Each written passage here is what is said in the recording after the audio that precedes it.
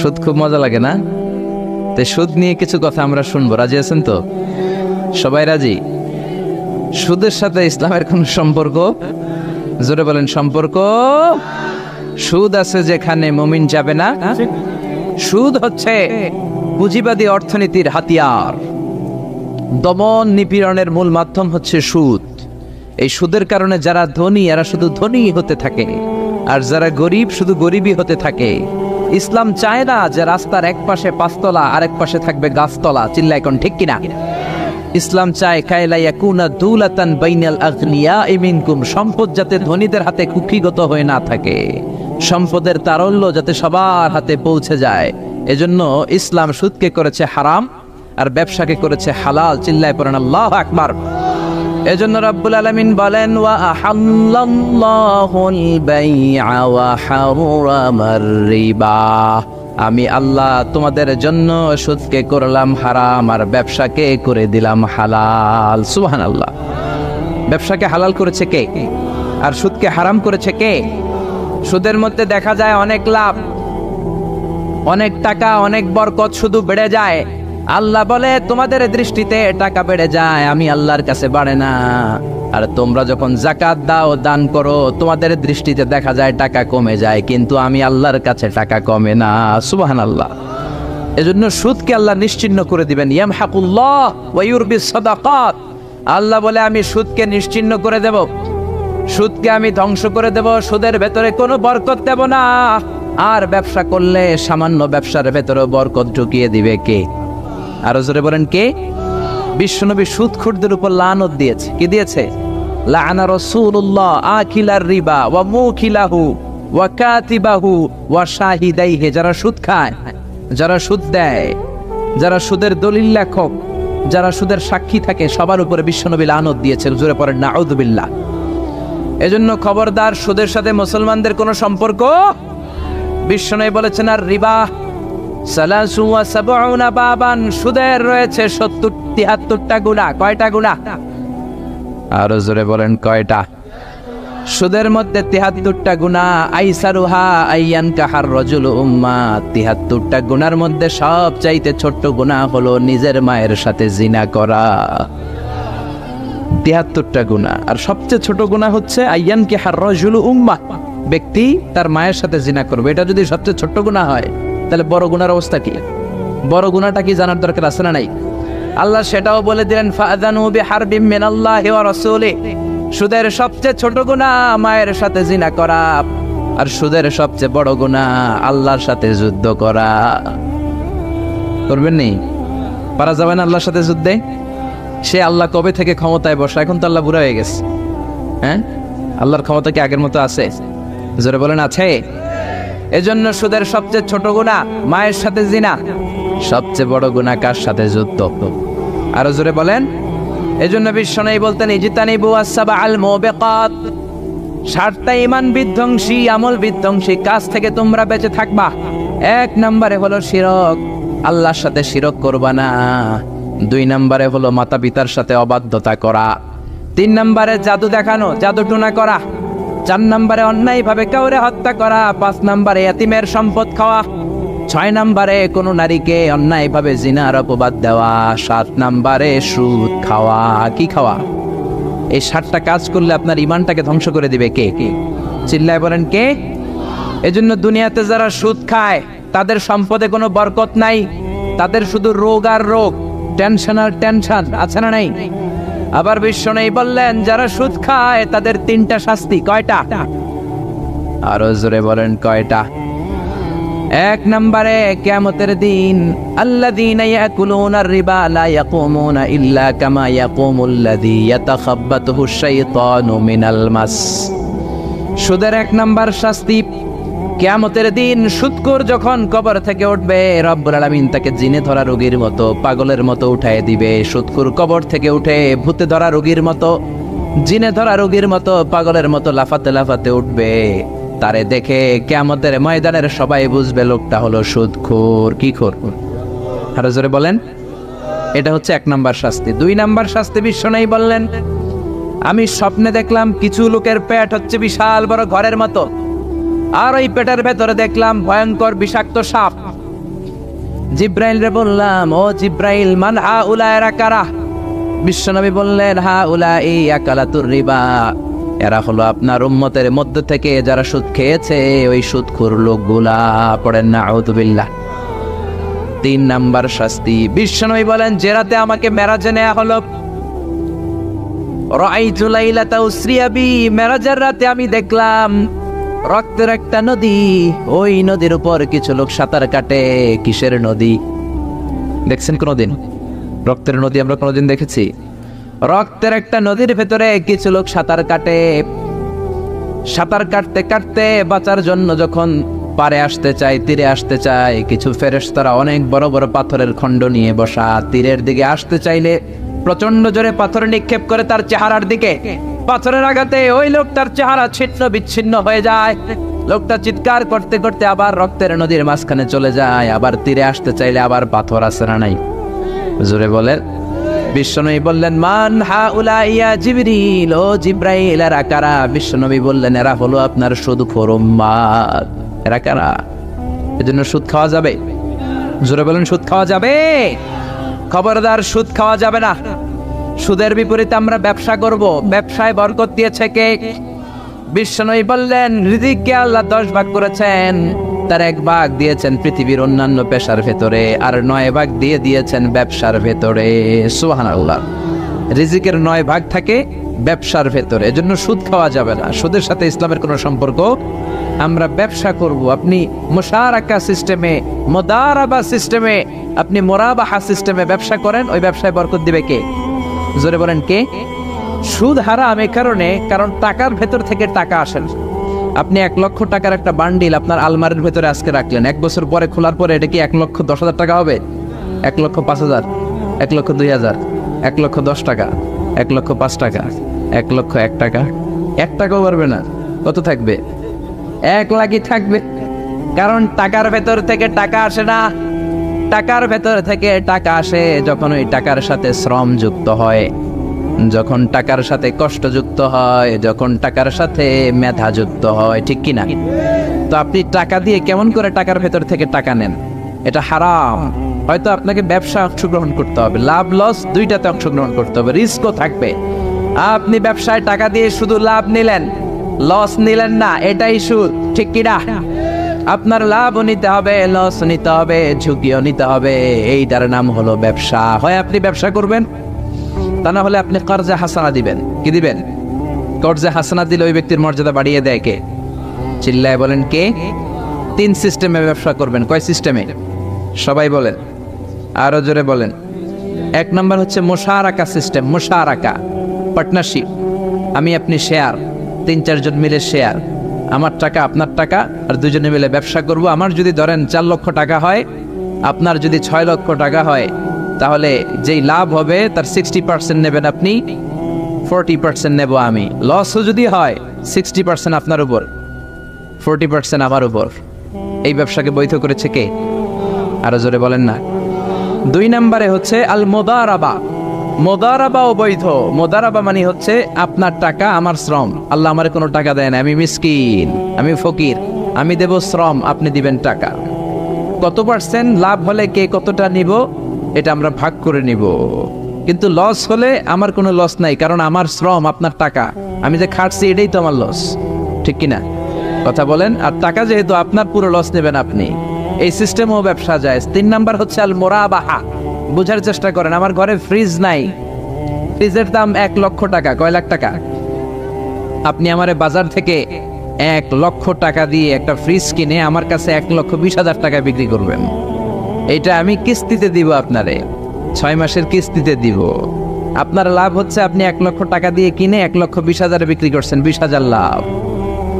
আর আমার লাভ হচ্ছে আমার কাছে কোনো টাকা নাই, আমি ফ্রিজের মালিক হয়ে গেলাম, কিস্তিতে দিয়ে 6 মাস পরে আমি টাকাও পূর্ণ করে দিলাম। এটাকে বলে মুরাবাহা। শাহজালাল ইসলামী ব্যাংক, আল আরাফা ইসলামী bank, Bangladesh Islamic bank limited, এই 3টার সিস্টেমে আপনাদের সাথে বিজনেস করে। আল মুদারাবা, আল মুশারাকা, আল মুরাবাহা। যেই সিস্টেমে আপনি করেন না কেন, এগুলোর কবুল করে নেবে কে? কিন্তু এগুলো না করে 100 টাকার বান্ডিল দিয়ে বললেন, এই নাও 100 টাকার বান্ডিল, এখানে 10,000 টাকা আছে, সুদে লাগালাম, মাসে দিবা 1,000। কয় হাজার? আরো জোরে বলেন। এখন মাস শেষে 1000 দিতে পারে না, ওইটার উপর আবার বাড়তে শুরু করলো। আল্লাহ বলে লা তাকুলু আর রিবা আদাআফাম মুদাআফা, খবরদার চক্রবৃদ্ধি হারে সুদ খেও না, মাহাজনী সুদ খেও না। কার কথা? আরো জোরে বলেন, কথাটা কার? মাহাজনী সুদ খাওয়া যাবে না, চক্রবৃদ্ধি হারে সুদ খাওয়া যাবে না। তাহলে ব্যাংকের সুদ খাওয়া তো যাবে না? ব্যাংকের সুদ খাওয়া যাবে না, ব্যাংকের সুদও হারাম, আর চক্রবৃদ্ধি হারে মাহাজনী সুদ এটা অনেক ভয়ঙ্কর হারাম। গ্রামে গঞ্জে এরকম আছে না নেই? 10,000 টাকায় মাসে 1000 টাকা সুদ। কথা কন, কথা কন, কথা কন। আছে, এখন দিতে পারে না, সুদ আবার বেড়ে যায়। এখন 2000 হয়ে গেছে, এরপরের মাসেও দিতে পারে না, 3000 হয়ে যায়। এরপরে কে আসলটা দেয়া লাগবে না, তুই সুদ চালা। কি চালা? সুদ চালাইতে চালাইতে বাড়ি নাই, ভিটা নাই, জমি নাই, টিউবওয়েল নাই, পরনের লুঙ্গিও নাই। আছে না নাই? এটার বলে মহাজনী সুদ, এটার বলে চক্রবৃদ্ধি হারে সুদ। এই সুদ খাওয়া যাবে না। এজন্য সুদ আপনি খেলে এই সুদের এই সম্পদের ভেতরে কোনো বরকত নাই, এটাকে ধ্বংস করে দিবে কে? চিল্লায় বলেন কে? এজন্য আপনি ব্যবসা করবেন। আল্লাহ বললেন হাল্লাল্লাহুল বাইআ ওয়া হারামার রিবা, আমি আল্লাহ ব্যবসাকে তোমাদের জন্য হালাল করলাম, সুদকে করলাম হারাম। এখন আমরা সুদ খাবো না ব্যবসা করব? জোরে বলেন, সুদ না ব্যবসা? ব্যবসার সিস্টেম হচ্ছে আপনাকে লাভ লস দুইটাতে অংশগ্রহণ করতে হবে। আপনি যদি বলেন না আমি শুধু লাভ নিব লস নিব না, এটা ব্যবসা হবে? এটা সুদ হবে। এটা কি হবে? চিল্লায় বলেন কি হবে? এরপর ইসলাম বলে লা মাইসার, কোনো জুয়া চুরি থাকবে না। বিজনেসের মধ্যে জুয়া চুরি নাই, মানে লটারি নাই। কিন্তু বাংলাদেশের লটারি সিস্টেম আছে না নাই? 10 টাকায় 40 লক্ষ টাকা আছে না নাই? এটা সরাসরি জুয়া চুরি, এটার সাথে ইসলামের কোনো সম্পর্ক। এর কারণ হচ্ছে আমরা 10 টাকা দিয়ে লটারি কিনি, পাই এরকম একটা কাগজ, এই লটারির একটা নাম্বার থাকে এখানে, ঠিক কিনা? আর লেখা আছে 10 টাকায় প্রথম পুরস্কার 40 লক্ষ টাকা। লক্ষ লক্ষ মানুষ 10 টাকা দিয়ে এটা কিনে। কেনার পর যেদিন ড্র হবে, রাফেল ড্র, একজন পায় 40 লাখ, আরেকজন পায় 30 লাখ, আরেকজন পায় 20 লাখ, আরেকজন 10 লাখ, পঞ্চম পুরস্কার পায় 1 লাখ, আর লক্ষ লক্ষ মানুষ এই কাগজ পানিতে ভিজায় খায়। চিল্লায় কোন ঠিক কিনা? এটার নাম হচ্ছে জুয়া চুরি, এটা জায়েজ নাই। কিন্তু এই লটারির কাগজের সাথে যদি আপনার একটা কলম দিয়ে দেয়, এটাকে জায়েজ করার সিস্টেম আছে। এই 10 টাকার লটারির, যখন আপনি লটারিটা কিনবেন, আপনাকে যদি একটা কলম দিয়ে দেয়, তাহলে কেমন যেন আপনি 10 টাকা দিয়ে একটা কলম কিনলেন। এটা ব্যবসা, এটা হচ্ছে ব্যবসার সুরা, এটা জায়েজ আছে না নাই? তার মানে লক্ষ লক্ষ মানুষ যখন লটারি কিনলো, সাথে পেলে একটা কলম। এরপরে ড্র হওয়ার পরে একজন পাবে 40 লাখ, আরেকজন 30 লাখ, একজন 20 লাখ, আরেকজন 10 লাখ, আর লক্ষ লক্ষ সবাই পাইছে একটা করে কলম। তার মানে আমরা সবাই কিছু না কিছু পাইছি। চিল্লায় কোন ঠিক কিনা? এই সিস্টেমে যদি করেন তাহলে এটারে বৈধ করে দিবে কে? জোরে বলেন কে? এরপরে ইসলাম বলেন নো আনসার্টেইনটি, কোন ব্যবসার মধ্যে আনসার্টেইনটি থাকতে পারবে না, সুনিশ্চিত হতে হবে সবকিছু। লা দারারা ওয়ালা দারার ওয়ালা গারারা ফিল বাই, বেচা কিনার মধ্যে কোনো ধোঁকাবাজি থাকতে পারবে না, অনিশ্চয়তা থাকতে পারবে না। অনেকে উড়ন্ত কবুতর বিক্রি করে, আছে না নাই? কবুতর যারা পালেন, 10টা কবুতর আছে আপনার, আপনি দেখবেন সারাদিন কবুতর আকাশে উড়ার পরে বিকালে আবার বাসায় চলে আসে। আপনি বললেন এই যে 10টা কবুতর আকাশে উড়ে, এই 10টা কবুতর আপনার বিক্রি করে দিলাম, এক একটা 100 টাকা করে, 10টায় কত হয়? 1000 টাকা বিক্রি করে দিয়েছেন। এই বিক্রি শরীয়ত সম্মত হয় না। এর কারণ প্রতিদিন কবুতরগুলো বিকেলবেলা উড়ার পরে সন্ধ্যাবেলায় ফিরে, আজকে বিকেলে নাও ফিরতে পারে। যেরকম ঠিক কিনা? আজকে 10টা কবুতর যদি অন্যদিকে চলে যায়, 1000 টাকা নিয়ে কিলাকিলি আছে না নাই? ইসলাম বলে কিলাকিলির কোনো সুযোগ নাই। কবুতরগুলো নামবে, 10টারে তুমি ধরবা, টপস করবা, তার হাতে হ্যান্ড ওভার করবা, তারপরে বিক্রি করবা। এটারে জায়েজ করে দিবে কে? এরপরে পুকুরের মধ্যে মাছ থাকা অবস্থায় কেনা বেচা জায়েজ নাই। এরকম কেনা বেচা বাংলাদেশে আছে না নাই? আন্দাজে মানুষে শখের বসে কিনে ফেলে, পুকুরের মধ্যে বুদবুদ করতেছে, ভাবতেছে হাজার হাজার মাছ কিনছে, 10 লক্ষ টাকা দিয়ে কিনে ফেলছে। কই মাছের পুকুর, উঠায় দেয় 20 কেজি কই আর 50 কেজি কাঁকড়া আর 70 কেজি ব্যাং, আছে না নাই? এরপরে কিলাকিলি আছে না নাই? এজন্য ইসলাম বলে না, কবুতরটা হাতের মধ্যে কপস করার পরে যেমনি বিক্রি করলাম, মাছগুলাও জাল দিয়ে তোলো, তারপরে গনে গনে বিক্রি করো, কবুল করে নিবে কে? গাভীর ওলানের মধ্যে দুধ রেখে বিক্রি করা জায়েজ নাই। ওলান এত ফিলা গেছে এরকম, এটা মনে হচ্ছে যে 20 কেজি, দহন করার পরে পাওয়া গেছে 5 কেজি, এরকম আছে না নাই? কারণ এটা দুধের কারণেও ফুলতে পারে, টিউমারেও ফুলতে পারে, ঠিক কিনা? এজন্য ইসলাম বলে লা গারারা ফিল ইসলাম, ইসলামে কোনো গারারা নাই, ধোঁকাবাজি নাই, আনসার্টেনটি নাই, অনিশ্চয়তার মধ্য দিয়ে হাওয়ার মধ্যে কোনো বিজনেস নাই। আগে জিনিসটা তোমার হাতে নাও, তারপরে বিক্রি করো, কবুল করে নিবে কে? শেয়ার বাজার নিয়ে প্রশ্ন করে যেই প্রোডাক্টের ব্যবসা হালাল ওই প্রোডাক্টের শেয়ারও হালাল, চিল্লায় বলেন ঠিক কিনা? এরপরে বিশ্বনবী বললেন মান গাশশানা ফালাইসা মিন্না, বেচা কিনার মধ্যে যে আমার উম্মতদের মধ্যে যে অন্যকে ধোঁকা দেয় সে আমার উম্মত হতে পারে। ধোঁকাবাজির ব্যবসা বাংলাদেশে আছে না নাই? ফলের দোকানে গেলে দেখবেন চকচকে যেই সাইডটা ওই সাইডটা ক্রেতার দিকে রাখে, পচা জায়গাটা নিচের দিকে রাখে, এরকম ব্যবসায় আছে না নাই? বিশ্বনবী মদিনার বাজারে গমের দোকান পরিদর্শন করতে গেলেন, যে দেখলেন গমের স্তূপ, বিশ্বনবী গমের ভেতরে হাত ঢুকায়া দিলেন। উপরে দেখা যায় শুকনা গম, ভিতরে দেখা যায় ভিজা গম। বিশ্বনবী বললেন মান গাশশানা ফালাইসা মিন্না, যে আমাদেরকে ধোঁকা দেয় সে আমাদের উম্মত নয়। The person who deceives us is not among us, যে আমাদেরকে ধোঁকা দেয় সে আমাদের উম্মত হতে পারে, চিল্লায় বলেন উম্মত হতে পারে। এজন্য এই ধোঁকাবাজি করে কোনো ব্যবসা করা যাবে? জোরে বলেন। আর সুদের সাথে আমাদের কোনো সম্পর্ক? চিল্লায় বলেন সম্পর্ক। সুদকে ধ্বংস করে দিবে কে? আর ব্যবসায় বরকত ঢুকিয়ে দিবে কে? বরকতে বিশ্বাস করেন তো? বিশ্বাস করেন? অল্পের ভেতরেও বরকত হতে পারে, হাজার কোটি টাকার মধ্যেও বরকত নাও থাকতে পারে, চিল্লায় বলেন ঠিক কিনা? এজন্য আজ থেকে সুদের সাথে আমাদের কোনো সম্পর্ক নেই, আমরা ব্যবসা করব মুশারাকা সিস্টেমে, মুদারাবা সিস্টেমে, মুরাবাহা সিস্টেমে ব্যবসা করব। অল্প প্রফিট হলেও এটার মধ্যে বরকত দিবে কে? আরো জোরে বলেন কে? আর সুদের ব্যবসা করবেন না তো? কারা কারা আজকে থেকে সুদের কোনো ব্যবসার সাথে জড়িত থাকবেন না? দুই হাত উঁচু করে আমার আল্লাহর দেখা। আল্লাহ আমাদের হাতগুলোকে তুমি কবুল করো, চিল্লায় পড়েন আমিন। সুদের আলোচনা ভালো লাগতেছে না? না একেবারে উপরে এসে পড়ছে না? সুদের সাথে ইসলামের কোনো সম্পর্ক নাই। আল্লাহ সুদ থেকে আমাদেরকে বাঁচাক, আল্লাহ আমাদের হালাল রিজিকে বরকত দিক। আরো জোরে পড়েন আমিন। আমি আমার খুতবার শুরুতে সূরাতু বনী ইসরাইলের ছোট্ট একটা আয়াত তেলাওয়াত করেছি। আসুন এই আয়াতের আলোকে আপনাদের সাথে কিছু কথা শেয়ার করি, যদি আপনারা মনোযোগী হন। শুনবেন শুনবেন শুনবেন শুনবেন। রব্বুল আলামিন বলেন ওয়াকাদা রাব্বুকা আল্লা তা'বুদু ইল্লা ইয়্যাহু ওয়া বিল ওয়ালিদাইনি ইহসানা। আল্লাহ বললেন গোলাম আমার ফয়সালা দুইটা, এই দুইটা ফয়সালা হলো স্পেশাল ফয়সালা, অনড় ফয়সালা। এই ফয়সালার কোনো নড়চড় নাই, এই ফয়সালার কোনো পরিবর্তন নাই। প্রথম ফয়সালাটা হলো আল্লাহ তা'বুদু ইল্লা ইয়্যা, ইবাদত হবে একজনের, তিনি কে? আল্লাহ ছাড়া অন্য কারো ইবাদত করা যাবে? আবার আল্লাহ ডেকে বললেন গোলাম জিন জাতি মানব জাতি এই দুইটা জাতিকে আমি সৃষ্টি করেছি শুধু আমার ইবাদতের জন্য, ঠিক কি না?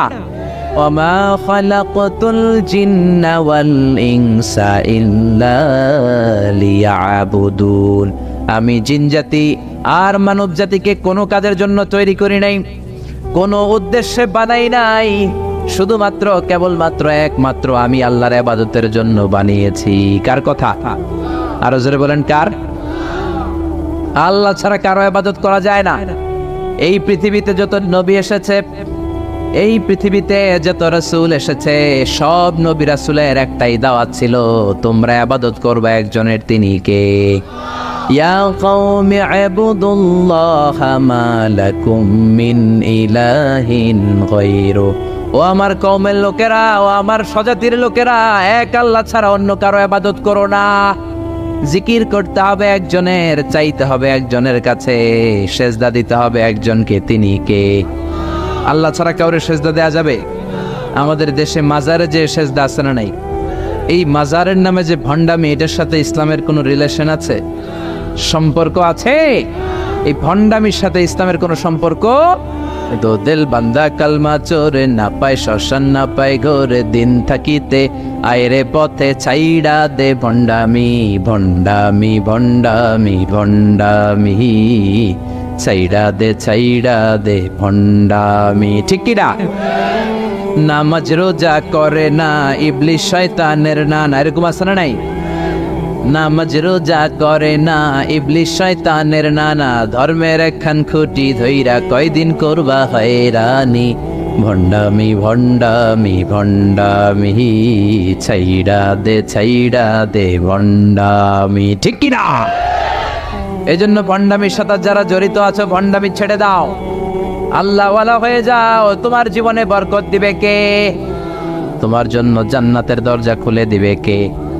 এজন্য রব্বুল আলামিন বলেন, ওয়াকাদা রাব্বুকা আল্লা তা'বুদু ইল্লা ইয়্যা ওয়া বিল ওয়ালিদাইনি ইহসানা। আমি আল্লাহর প্রথম ফয়সালা, ইবাদত হবে শুধুমাত্র কেবলমাত্র একজনের, তিনি কে?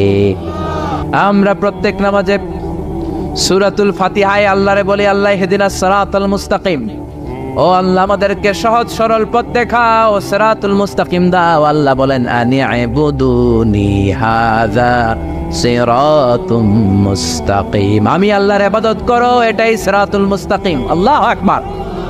আপনি যদি আল্লাহর ইবাদত করেন তাহলে আপনি বুঝবেন যে আপনি সিরাতুল মুস্তাকিমের উপর আছেন। আর যদি বুঝেন আল্লাহর ইবাদত ছেড়ে আপনি অন্যদিকে দৌড়াচ্ছেন, তার মানে হলো আপনি সিরাতুল মুস্তাকিমের উপর থাকার সৌভাগ্য অর্জন করতে পারেন নাই। চিল্লা এখন ঠিক কি না?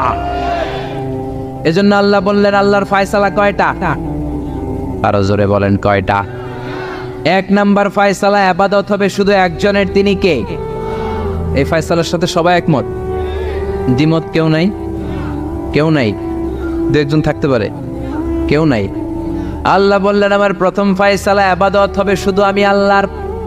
দুই নাম্বার ফয়সালা, ওয়া বিল ওয়ালিদাইনি ইহসানা, ইহসান হবে মাতা পিতার সাথে, মানে ভালো আচরণ হবে মাতা পিতার সাথে। বুঝা গেল, ইবাদত হবে আল্লাহর, ইহসান হবে মাতা পিতার।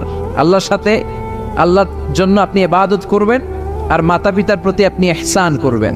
ইহসান মানে সদাচরণ, ইহসান মানে খেদমত, ইহসান মানে তাদের জন্য খরচ করা, ইহসান মানে আপনার সব সম্পদ তাদের পায়ের সামনে, আপনার সব ক্ষমতা তাদের পায়ের সামনে বিলিয়ে দেয়া, বিছিয়ে দেয়া। চিল্লা এখন ঠিক কি না?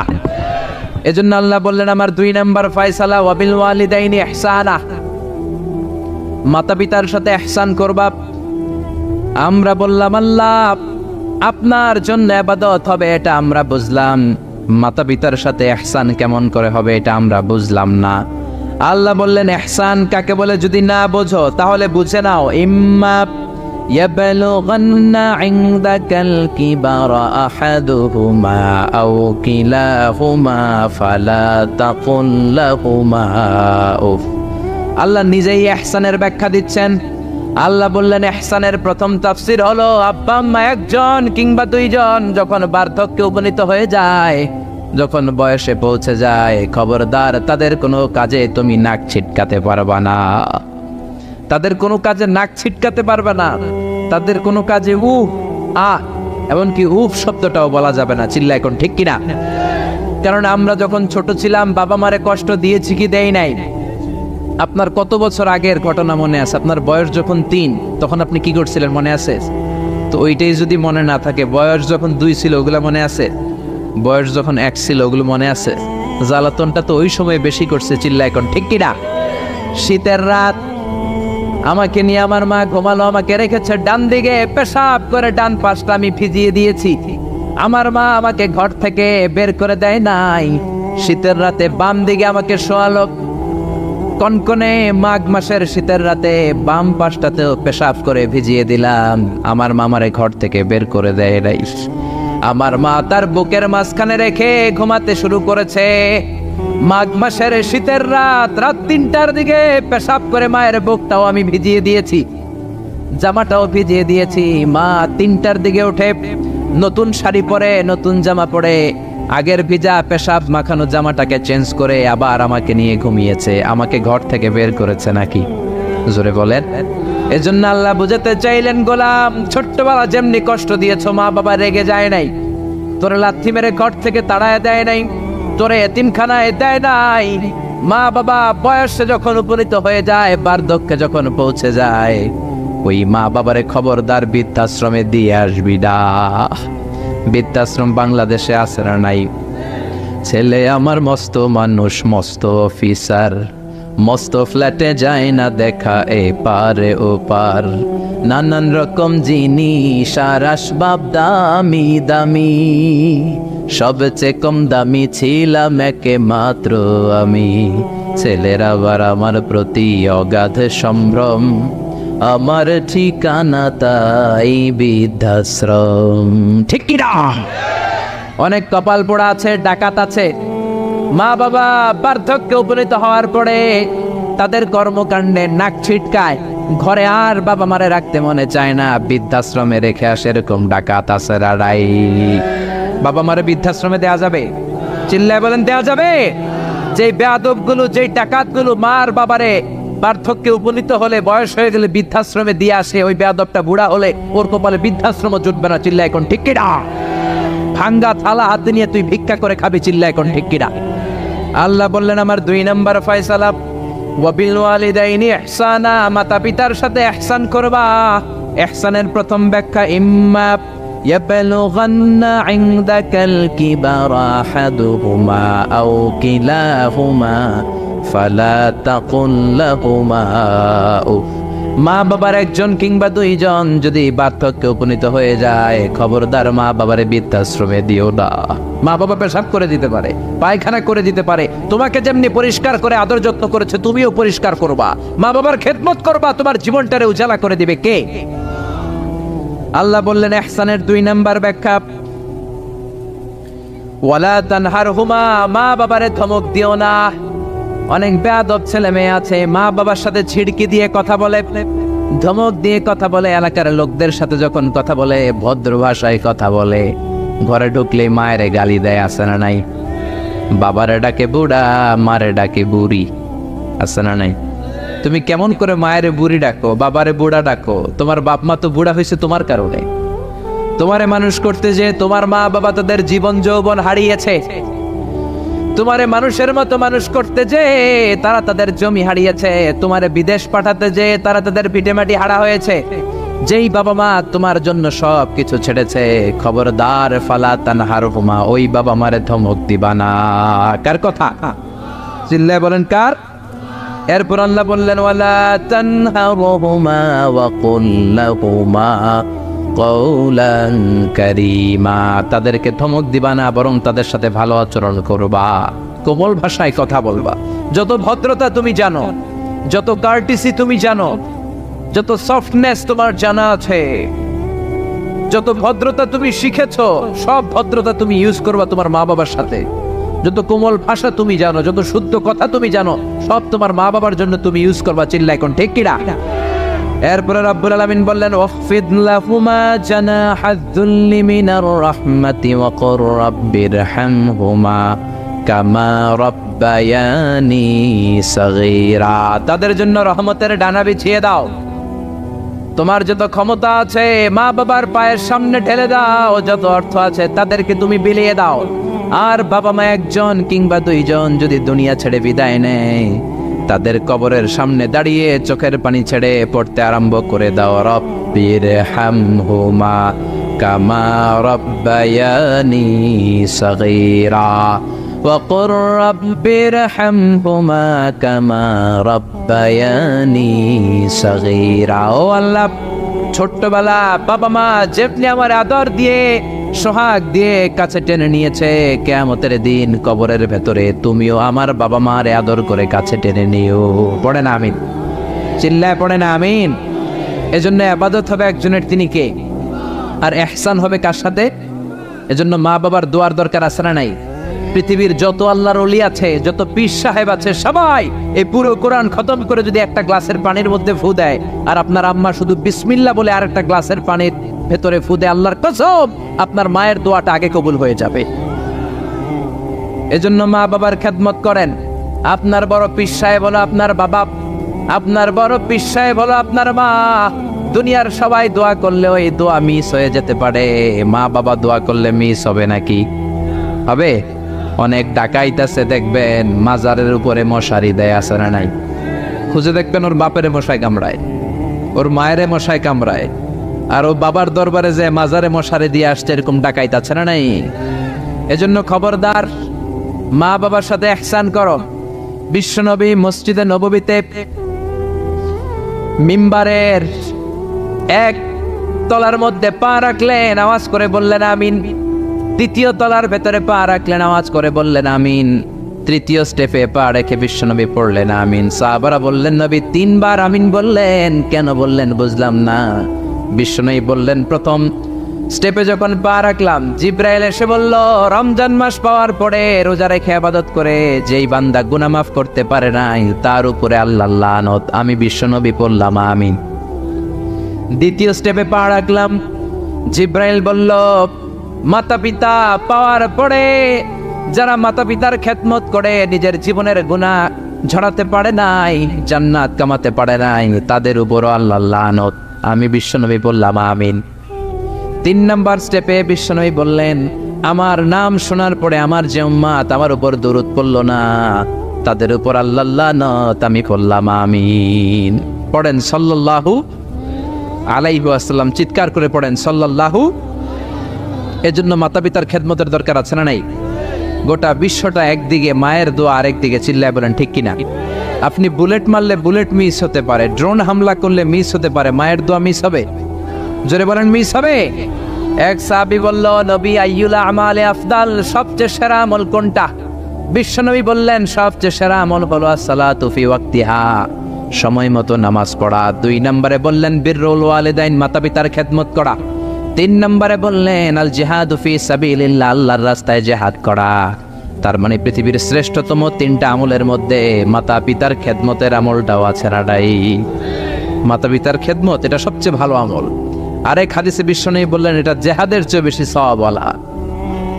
এক সাহাবী বললেন নবী আস্তাযিনুকাল জিহাদ, আমি জিহাদে যেতে চাই, অনুমতি দেন। বিশ্বনবী বললেন তোমার বাবা মা কেউ বেঁচে আছে নাকি? সাহাবী বললেন বেঁচে আছে। বিশ্বনবী বললেন ফাফিহিমা ফাজাহিদ, যাও বাবা মার খেদমত শুরু করে দাও। বাবা মার খেদমত করলে ঘরে বসেই জিহাদের সওয়াব পাবা, ঘরে বসেই জিহাদের সওয়াব পাওয়া যাবে। রিদার রাব্বি ফি রিদাল ওয়ালিদ ওয়া সাকাতুহু ফি সাকাতিল ওয়ালিদ, বাবা মা খুশি তো আরশের মালিক খুশি, বাবা মা না খুশ তো আরশের মালিকও না খুশ। চিল্লা এখন ঠিক কি না?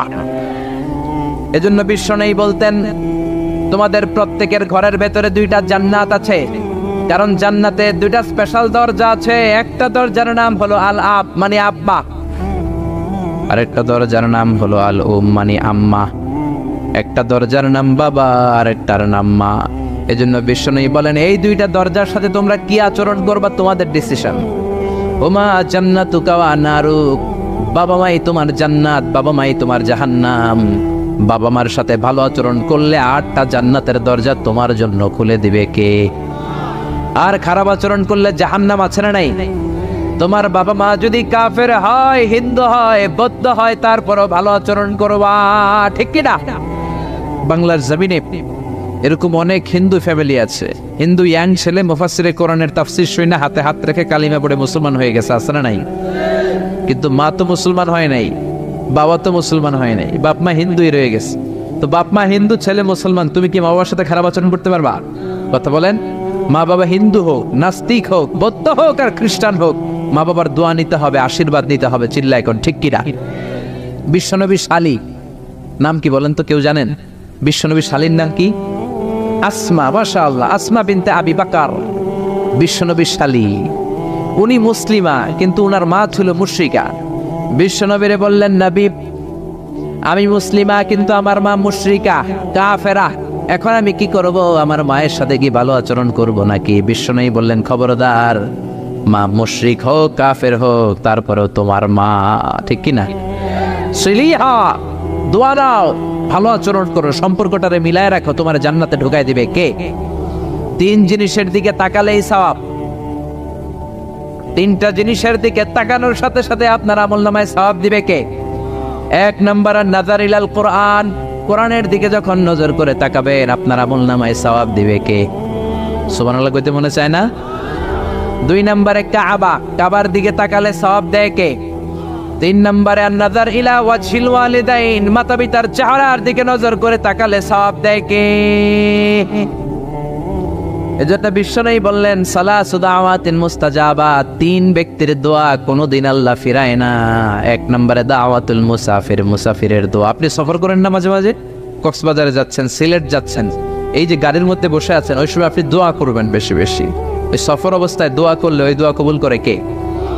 2 নম্বরে দাওয়াতুস সাইম, রোজা রেখে দোয়া করলে কবুল করে কে? 3 নম্বর দাওয়াতুল ওয়ালিদাইনি লিওয়ালাদিহি, মাতা পিতা যখন চোখের পানি ছেড়ে হাত 2টা তুলে আল্লাহর কাছে ছেলে মেয়েদের জন্য দোয়া করে, ওই দোয়াটাও কবুল করে কে? এজন্য সবার আগে দোয়া চাইবেন মা বাবার কাছে। কার কাছে? আমাদের কাছে অনেকে দোয়া চায়, আমরা বলি আরে তোমার মায়ের কাছে চাও, তোমার আব্বার কাছে চাও। আমার দোয়া তোমার জন্য কবুল হতেও পারে, নাও হতে পারে, কিন্তু তোমার মা তো তোমার জন্য মুস্তাজাবুদ দাওয়া, তোমার বাবা তো তোমার জন্য মুস্তাজাবুদ দাওয়া। তোমার মা হাতটা তোলার সাথে সাথেই কবুল। চিল্লায় কত সুবহানাল্লাহ।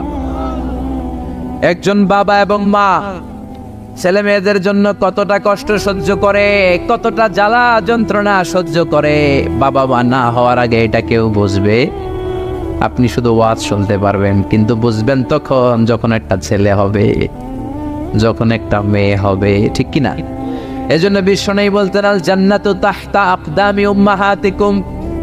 ও দুনিয়ার মানুষেরা শোনো শোনো, যেই জান্নাতের জন্য তোমরা পাগল, যেই জান্নাতের বর্ণনা শুনলে তোমাদের হৃদয় ঠান্ডা হয়ে যায়, যেই জান্নাতে যাওয়ার জন্য তোমরা ইবাদত করো, ওই জান্নাত থাকে তোমাদের মায়ের পায়ের তলায়।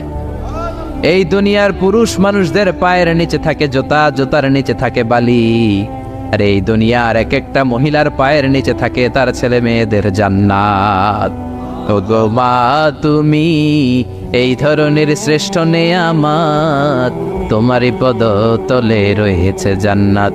ওগো মা তুমি এই ধরনের শ্রেষ্ঠ নেয়ামত, তোমারই পদ তলে রয়েছে জান্নাত। সুবহানাল্লাহ পড়েন। এই পৃথিবীটারে 100 বার বিক্রি করলে যে টাকা হবে, ওই টাকা দিয়ে জান্নাতের একটা চেয়ারের দাম হবে? সবাই বলেন হবে না। আচ্ছা, এই পৃথিবীটারে 5000 বার বিক্রি করলে যেই মূল্য বা টাকা পাওয়া যাবে, ওই টাকা দিয়া জান্নাতের একটা টেবিল কিনা যাবে? আর যেই 8টা জান্নাত মায়ের পায়ের নিচে পড়ে আছে, ওই পা 2টার দাম আল্লাহর কাছে বেশি না কম? জোরে বলেন বেশি না কম? এই জন্য এক সাহাবী বললেন, নবী মান আহাক্কু বিহুসনি সাহাবাতি ইয়া রাসূলুল্লাহ, এই দুনিয়ায় এত মানুষ, এত বন্ধু, এত সাহাবী, এত লোক, কার সাথে ভালো আচরণ করব? বিশ্বনবী বললেন উম্মুকা, তোমার মায়ের সাথে। সুম্মা মান, তারপরে কার সাথে? তোমার মায়ের সাথে। তারপরে কার সাথে? তোমার মায়ের সাথে। 3 বার। আর এক হাদিসে আছে 4 বার বললেন তোমার মায়ের সাথে, 5ম বার বললেন তোমার পিতার সাথে। সুবহানাল্লাহ। মায়ের মর্যাদা 4 গুণ বেশি। কয় গুণ? এর কারণ আল্লাহ কোরআনে বলে দিলেন সূরা লোকমানে, হামালাতু উম্মুহু, মায়ের মর্যাদা এত বেশি হওয়ার কারণ হলো বাবা তোমারে পেটে ধরে নাই, পেটে ধরেছে কে? ওয়াহানানা আলা ওয়াহান, 10 মাস 10 দিন বাবা কষ্ট সহ্য করে নাই, করেছে কে? ওয়াফিসালুহু ফি আমাইন, 2 বছর বাবা তোমারে দুধ খাওয়ায় নাই, দুধ খাওয়ালো কে? কত লিটার দুধ, কত গ্যালন দুধ, কত কেজি দুধ মায়ের বুক থেকে আপনি খেয়ে খেয়ে সাবার করছেন 2 বছরে, কোনো হিসাব আছে? জোরে বলেন।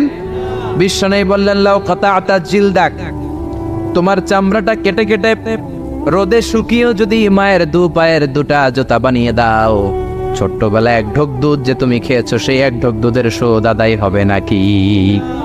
মায়ের একেধারে দুধের দাম, কাটিয়া গায়ের চাম, পাপস বানাইলেও ঋণের শোধ হবে না। এমন দরদি ভাবে কেউ হবে না আমার মাহাদো, এমন দরদি ভাবে কেউ হবে না আমার মাহাদো। পড়েন না আল্লাহু আকবার। বিশ্বনবীর সাহাবী নাম হলো আলকামা। কি নাম? সবাই বলেন কি নাম? আলকামা বিশ্বনবীর সাহাবী। এন্তেকালের আগে আলকামার জিহ্বা দিয়ে কালেমা বেরোয় না। 3 দিন যাবত বিছানায় পড়ে আছে, মুমূর্ষ, মরে যাবে, কিন্তু জিহ্বা দিয়ে কালেমা বেরোয় না। বিশ্বনবী বলেছেন লাকিনু মাউতাকুম লা ইলাহা ইল্লাল্লাহ, তোমরা মরণের আগে তোমাদের মুমূর্ষ রোগী মৃতদের সামনে লা ইলাহার তালকিন দাও। যখন দেখবেন আপনার চাচার রুহুটা বের হয়ে যাচ্ছে, দাদার রুহুটা বের হয়ে যাচ্ছে, বাবার রুহু বের হয়ে যাচ্ছে, তার শিওরের সামনে, কানের সামনে বসে পড়তে আরম্ভ করবেন, লা ইলাহা লা ইলাহা ইল্লাল্লাহু মুহাম্মাদুর রাসূলুল্লাহ সাল্লাল্লাহু। কিন্তু বলবেন না এই কালেমা পড়ো, কালেমা পড়ো, কালেমা পড়েন, কালেমা পড়েন, এগুলো বলবেন, শুধু তালকিন দিবেন। ওটা থেকেই উনি বুঝবেন, কারণ মৃত্যুর একটা কষ্ট আছে না নাই? মৃত্যুর যন্ত্রণা এসে অস্থির, আপনি জোরাজুরি করতেছেন কালেমা পড়, সে যদি বলে না পড়বো না, ঝামেলা আছে না নাই? এজন্য কানের সামনে শুধু তালকিন দিবেন। বিষ্ণু বললেন, লাকিনু মাউতাকুম লা ইলাহা ইল্লাল্লাহ, তোমাদের মৃতদের সামনে, মুমূর্ষদের কানের সামনে শুধু লা ইলাহা পড়বা। ওনার বিবি, ওনার আত্মীয়রা আলকামা নামক সাহাবীর কানের সামনে লা ইলাহা পড়ে 3 দিন ধরে কালেমা বের হয় না। কখন যেন মরে যায়, বিশ্বনবীর কাছে পাঠানো হলো। বিশ্বনবী সুহাইব আর বেলাল 2 জন সাহাবীকে পাঠালেন, তারা যেও কালেমার তালকিন দিল, কিন্তু মুখ দিয়ে কালেমা বের হয় না। বিশ্বনবী আলকামার বিবিরে ডেকে পাঠালো, ও বিবি, আলকামার বিবি, তোমার স্বামী কেমন ছিল? বলে, আমার স্বামী অনেক বড় আল্লাহর ওলি ছিল, নামাজ ছাড়তো না, তেলাওয়াত ছাড়তো না, জিকির ছাড়তো না। বিশ্বনবী বললেন, আলকামার বাবা মা কেউ বেঁচে আছে নাকি? বিবি বলে, আলকামার মা বেঁচে আছেন, ডাকো। আলকামার মা আসার পরে বিশ্বনবী বললেন, আপনার ছেলে কেমন ছিল? নামাজ পড়তো নাকি, রোজা করতো নাকি, জিকির করতো নাকি? আলকামার মা বলে, সবই করতো। আপনার সাথে কেমন আচরণ করতো? এটা বলার পরে মা আর কথা বলে না, শুধু চোখের পানি ছাড়ে। আলকামার মা বলে, নবী, আলকামার ব্যাপারে আমার মনে অনেক দুঃখ, কোনোদিন আমার কথা শুনে নাই, শুধু বিবির কথা শুনতো, বউরে প্রাধান্য দিত, আমার যত্ন নিত না, আমার কথা বেশি শুনতো না, এজন্য আমার মনে আলকামার ব্যাপারে অনেক জ্বালা। বিশ্বনবী বললেন, আপনার ছেলেরে মাফ করে দেন। রাগের চোটে আলকামার মা বলে, না, আমি মাফ করব না। বিশ্বনবী বললেন, ও সাহাবারা, লাকড়ি আনো, আগুন জ্বালাও, আলকামারে আমরা আগুনের উপর নিক্ষেপ করব। আগুন জ্বালানো হলো, সব সাহাবারা আলকামাকে ধরে আগুনের মধ্যে ফেলবে। ইন দ্য মিন টাইম দুঃখিনী মা বিশ্বনবীর পায়ের সামনে এসে বলে, ও নবী, আমার কলিজার টুকরাটারে আগুনে ফেলবেন না। ও নবী, আমার মনে আর কোনো জ্বালা নাই, আমার মনে আর কোনো দুঃখ নাই, আলকামা তো আমার নার ছেড়া ধন। 10 মাস 10 দিন আমার পেটে ছিল, আমার দেহ থেকে নিউট্রিশন নিয়ে, খাদ্য পুষ্টি নিয়ে আলকামা বড় হয়েছে। বেয়াদবি করেছে, কি হয়েছে? আমি আলকামারে মাফ করে দিলাম গো নবী। আলকামার মা, আলকামার শিওরের সামনে দাঁড়িয়ে যখন মাফ করার ঘোষণা দিয়েছে, বিশ্বনবী সাক্ষী, সাহাবারা দাঁড়িয়ে আছে। আলকামা চিৎকার করে পড়তে আরম্ভ করলো, লা ইলাহা ইল্লাল্লাহু মুহাম্মাদুর রাসূলুল্লাহ সাল্লাল্লাহু আলাইহি ওয়াসাল্লাম। আল কালিমা তাইয়্যিবা চিৎকার করে পড়ার সাথে সাথে তার রূহ কবজ হয়ে গেল। চিল্লায় পড়েন, আল্লাহু আকবার। এজন্য মায়ের দোয়া বড় দোয়া,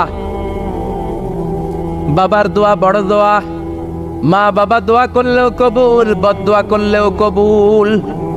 মা বাবার শুধু যদি দোয়াটাই কবুল হতো তাহলে টেনশন নাই, দোয়া করে না তো কি হয়েছে। কিন্তু বদদোয়া করলেও কবুল করে নেয় কে? দোয়া করলেও কবুল, বদদোয়া করলেও। সৈয়দনা ইব্রাহিম আলাইহিস সালাম সৈয়দনা ইসমাঈল আর হাজরাকে, আরবিতে নাম হলো হাজার, রেখে গেলেন মক্কায়। ওনার বিবি হাজরা ইন্তেকাল করলো, ছোট্ট দুধের শিশু, ওনার পায়ের ধাক্কায় জামজামের পানি বের হলো, বড় হতে লাগলেন। শৈশব পেরিয়ে কৈশোর, কৈশোর পেরিয়ে যৌবন, তাগড়া যুবক। তখন জুরহুম নামক একটা কওমের একটা মেয়েকে তিনি বিয়ে করলেন। বিয়ে করে সুখের সংসার শুরু করলেন আল্লাহর আদেশে।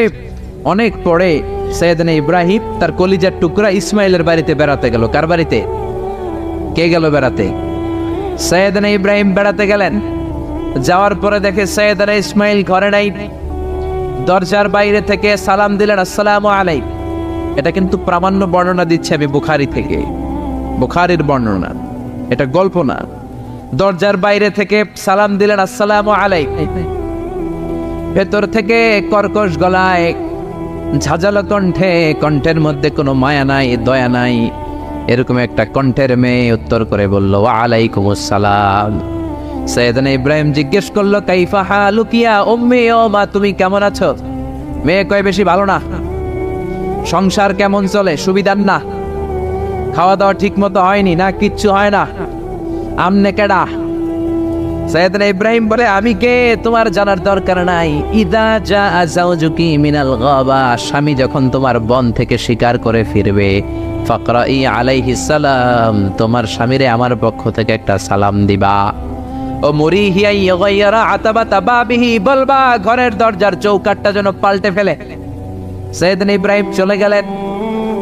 বিকেলবেলা জঙ্গল থেকে শিকার করে সাইয়েদনা ইসমাইল ঘরে ফিরলেন।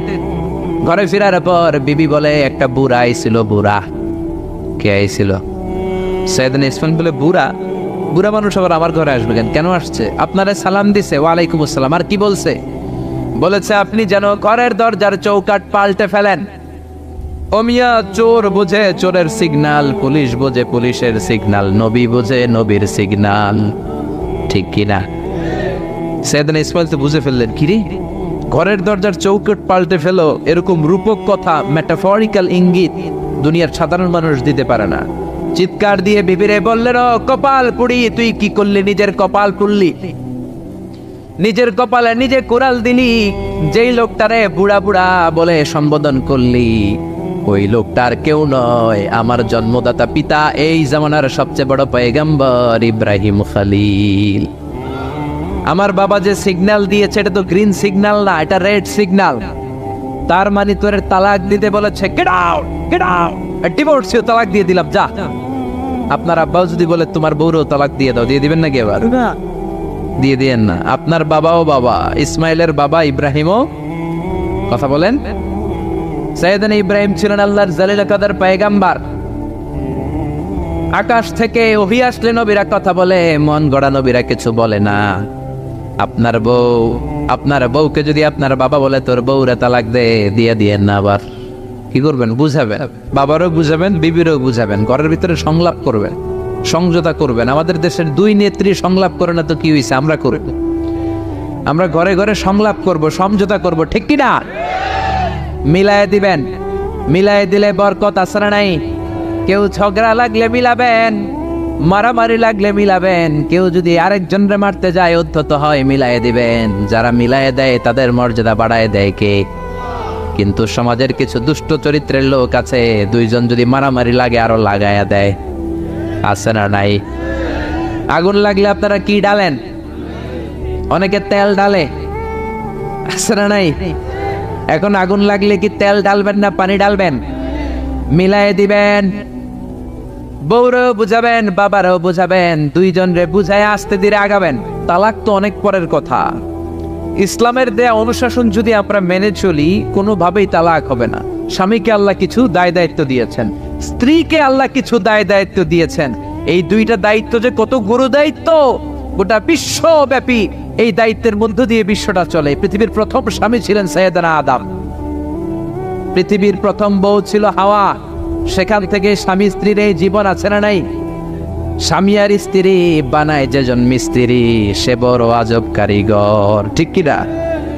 স্বামী আর স্ত্রী বানায় যেজন মিস্ত্রি, সে বড় জটিল কারিগর।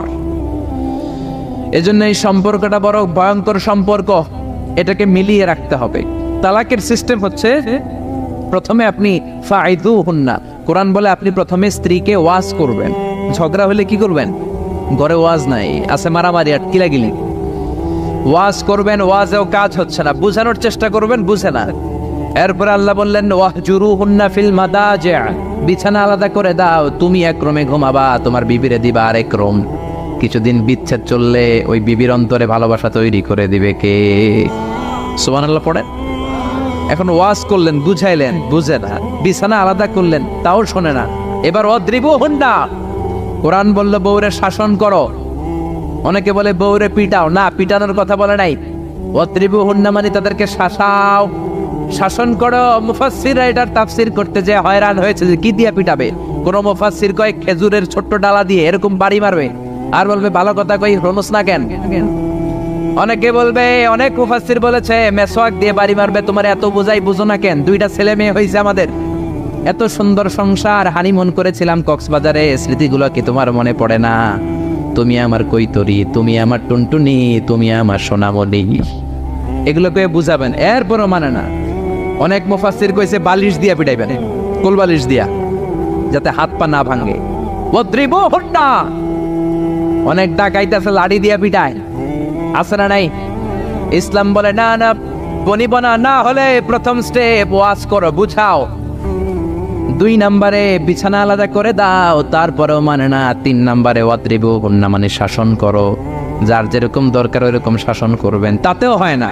তারপরে ফাবা আসু হাকামাম মিন আহলিহি হাকামাম মিন আহলিহা, এই 3টা স্টেপেও কাজ হয় না। আপনার মুরব্বিদের ডাকবেন সালিস, মেয়ের পক্ষের মুরব্বিদের ডাকবেন, 2 পক্ষের বেআইনরা মিলে মিলছিল করে দেওয়ার চেষ্টা করবে, তাতেও কাজ হয় না।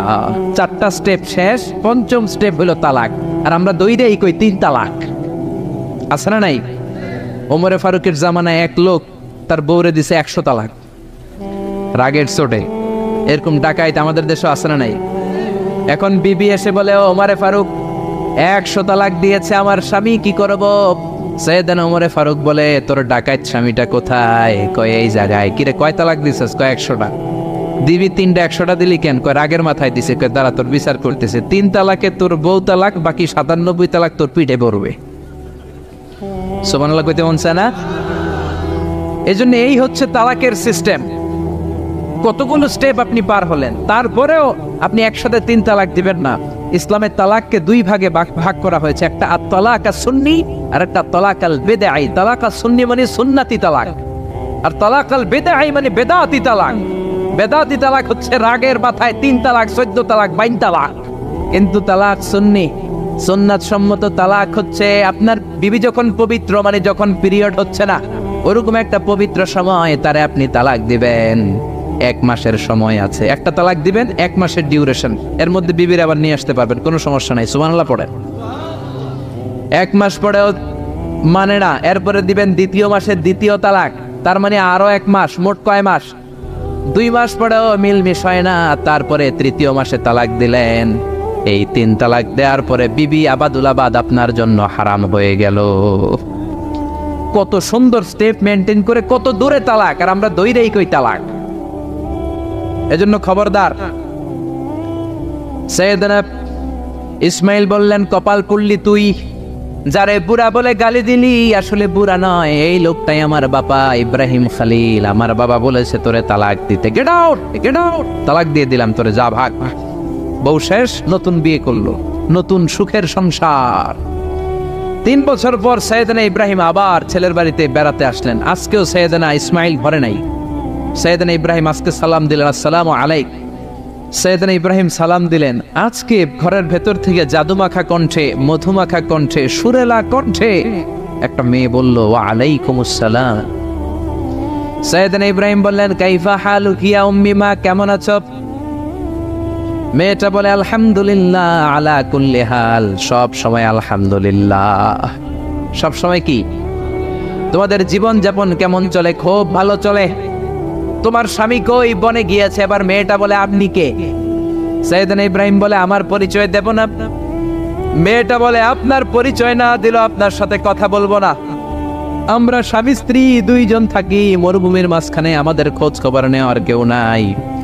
আপনি কে? এরকম দিল দরিয়ার একজন মুরব্বী, আমাদের খোঁজ নিতে আসলেন।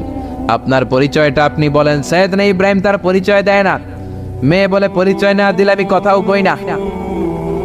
বাধ্য হয়ে ঘরের ভেতরে ঢুকলেন। জোর করে মেয়েটা সৈয়দনা ইব্রাহিমকে ঘরে ঢুকালেন, রুটি বানিয়ে খাওয়ালেন, গোশত খাওয়ালেন, খেজুর খাওয়ালেন, শরবত খাওয়ালেন। ও মিয়া, আগেরটাও মাইয়া, এইটাও পার্থক্য আছে না নাই? মেয়েটা বলে, আমার জন্য দোয়া করেন। সৈয়দনা ইব্রাহিম চোখের পানি ছেড়ে দোয়া করে দিলেন, মেয়েটার মাথায় হাত বুলিয়ে দিলেন, আর বললেন, ইদা জা যাওজুক মিনাল গাবা, তোমার স্বামী যখন বন থেকে আসবে, ফাকরাই আলাইহিস সালাম, তোমার স্বামীর আমার পক্ষ থেকে সালাম দিবা। ওয়া মুরিহি আইয়ুসবিতা আতাবাতা বাবিহি, আর বলবা আমি বলছি ঘরের দরজার নতুন চৌকাঠ যেন জীবনেও না পাল্টায়। ঘরের দরজার এই নতুন চৌকাঠটা যেন কোনোদিন। সৈয়দনা ইসমাইল ফিরে আসলেন।